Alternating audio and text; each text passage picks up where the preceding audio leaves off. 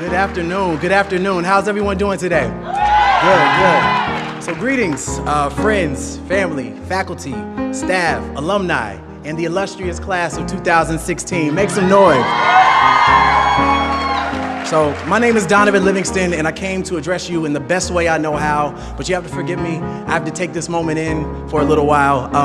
When I spoke at my high school graduation several years ago, my high school English teacher threatened to replace me on the program or cut my microphone when she found out that I was interested in doing a poem as a part of my remarks. So I am eternally grateful for being able to share this piece of myself in my most authentic voice with you this afternoon. So, spoken word poetry, it insists on participation. So if you feel so compelled, snap, clap, throw up your hands, rejoice, celebrate. Class of 2016, this is your address, and this is your day. Education, then, beyond all other devices of human origin, is a great equalizer of the conditions of men. Horace Mann, 1848. At the time of his remarks, I couldn't read, I couldn't write. Any attempt to do so, punishable by death.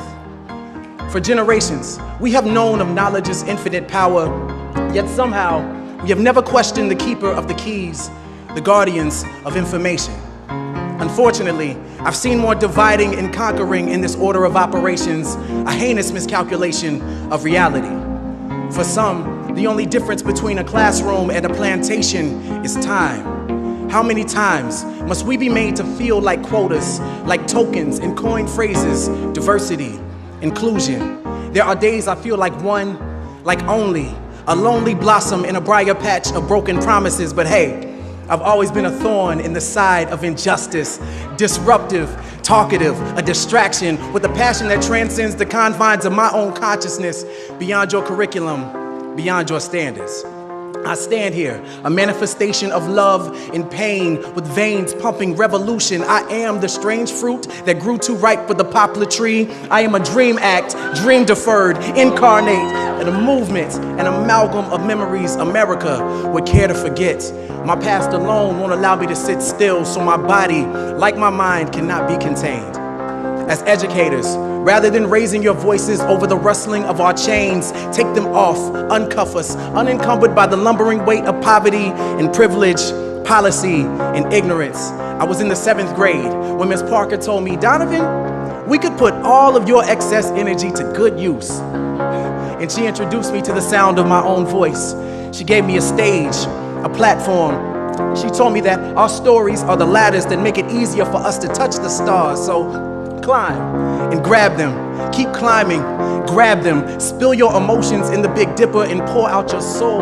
Light up the world with your luminous allure. To educate requires Galileo-like patience.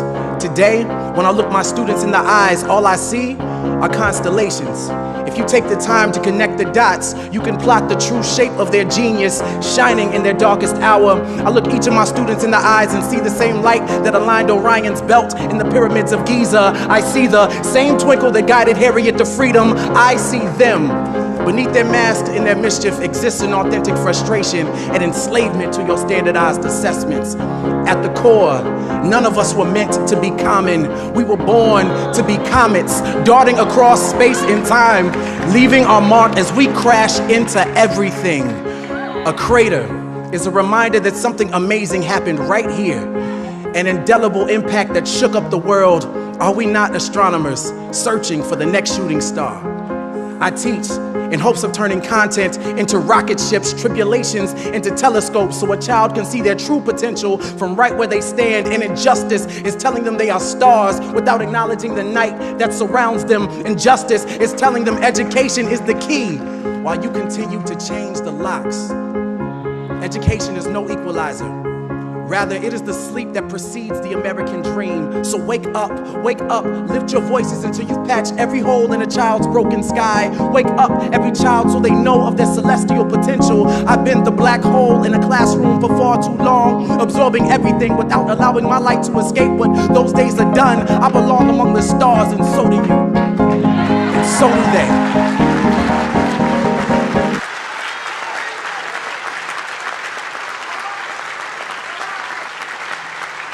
Together, we can inspire galaxies of greatness for generations to come. So no, sky is not the limit. It is only the beginning. Lift off.